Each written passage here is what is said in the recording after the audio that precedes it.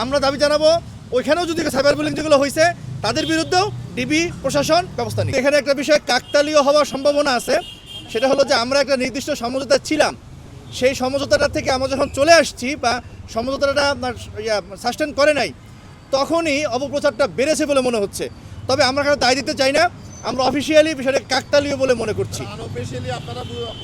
না না না না না আমরা এখন নাম বলতে চাচ্ছি না, না না না সেটা আমরা বলছি না, তবে কাকতালীয় হবে এটা হয়েছে, বাকিটা বাংলাদেশের প্রশাসন দেখবে। আমি খুব স্পষ্ট করে বলি, আমি কিন্তু প্রচারে আছি।